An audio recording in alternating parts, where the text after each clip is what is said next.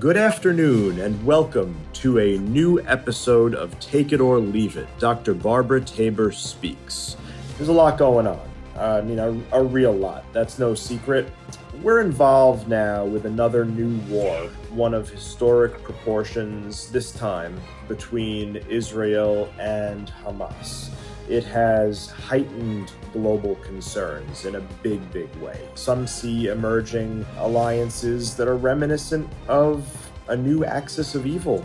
No better way to say it. Why is this happening, and how worried should we be? In the grand scheme of things, there are quite a few different things at work here.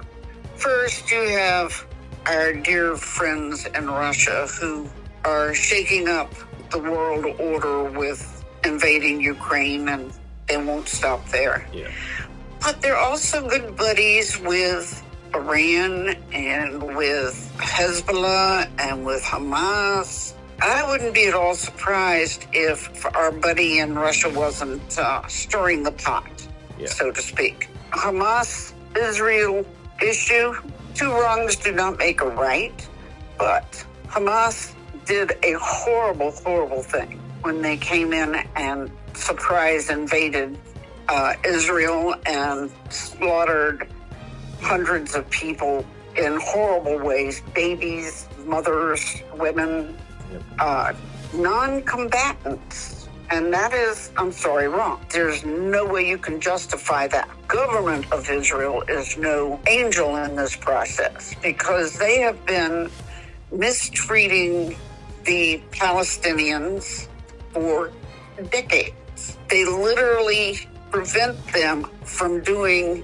self-government as they see fit. And this was a prime breeding ground, the way Israel has been treating the Palestinians, prime breeding grounds for these violent sects like Hamas. So what do you expect? Yes, I see that. And they're getting their encouragement from Hezbollah, who gets their encouragement from other people.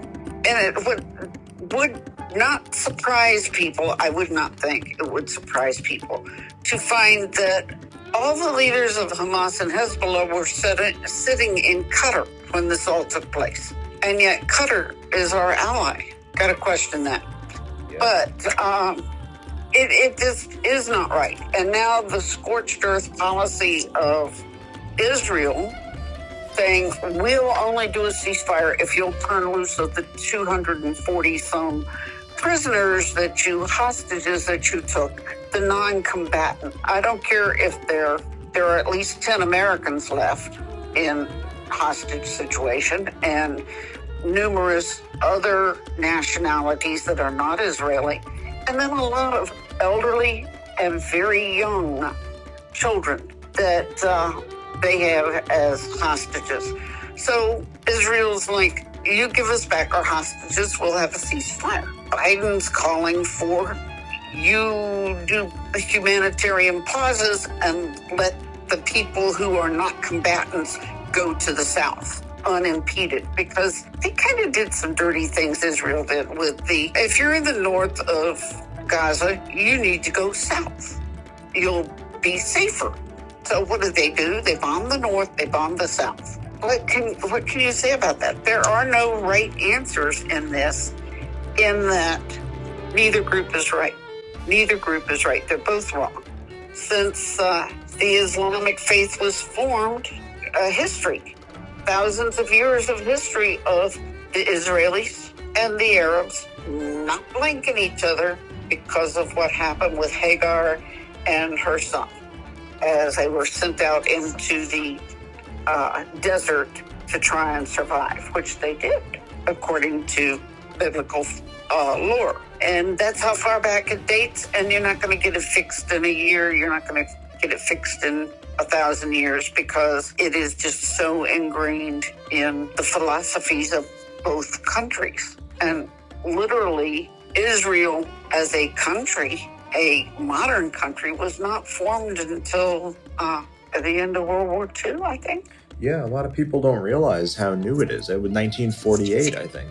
Now, many observers have noted the support for Palestine and Hamas among Americans in various public spaces, such as streets, campuses, social media platforms, and so forth. So, physical life and virtual, there is a degree of support. Now, a notable segment of this support comes from the younger generations, including individuals from the LGBTQ plus community.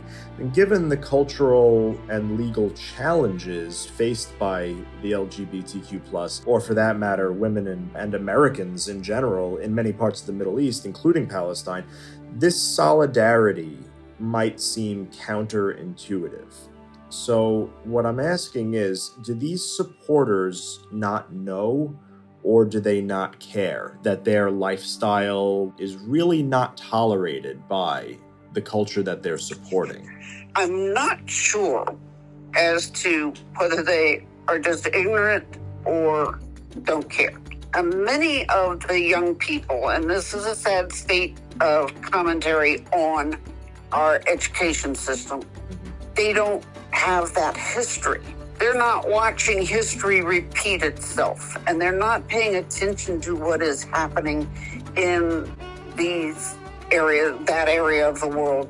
It just blows my mind that they are so supportive. Now, is it that they're supportive of the people or supportive of the government?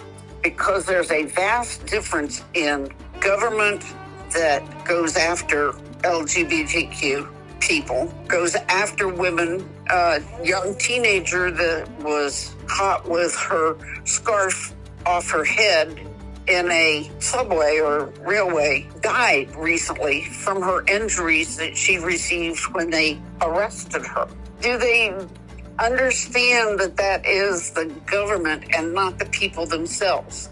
We know that in Iraq and Iran and Afghanistan, we worked very hard to allow women to become educated again and to not go around wearing burqas 24/7.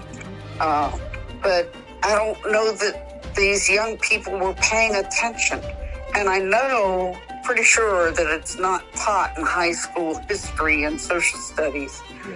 So unless they were watching the news, which I don't know very many teenagers that do that, by the time they get into college, they may or may not be getting that.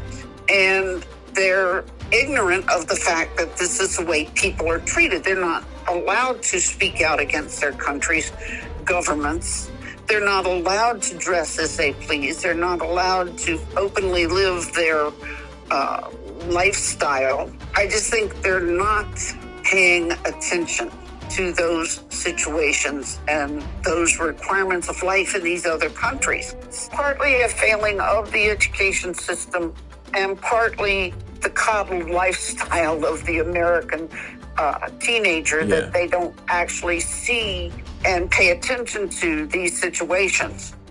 Since 2015, when Trump first announced that he was going to be running, the prevailing sentiment suggested that a Trump presidency would lead to economic ruin, World War III, so forth.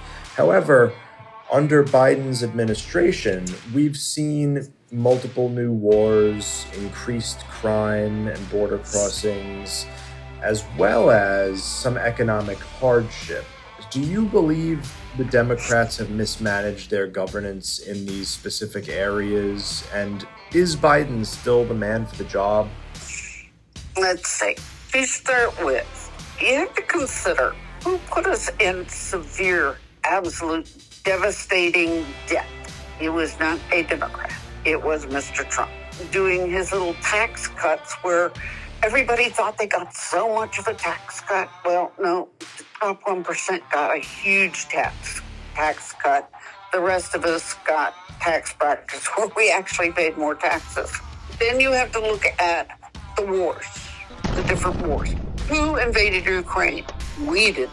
We've been sending them stuff to try and keep them from getting swallowed by Russia. Not too many weeks ago, they found one of the people who was creating hate and discontent about the federal government. was actually somebody from China who was in this country, which begs the question of all the hate and discontent that's going on in here, the violence and the border crossing issues, is who's stirring that up?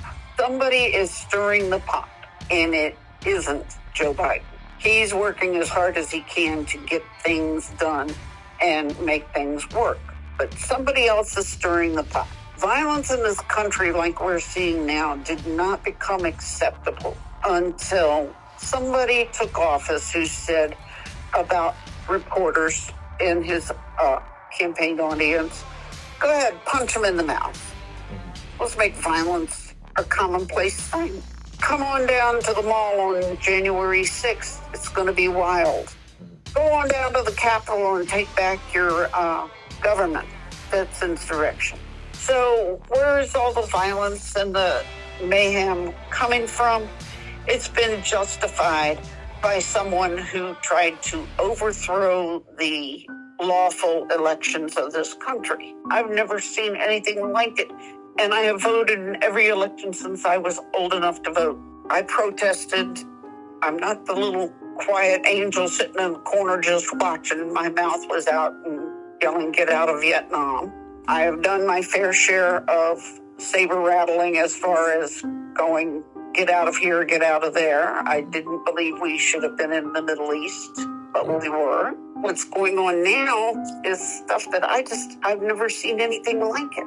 So do you think that it's going to resonate with voters? Like, do you think there's going to be enough voters out there that stop and think about each issue and say, well, this can be traced back to Trump and that too, or are they just going to say, I like my life better then, so he's getting my vote? What do you think is going to happen in this next election?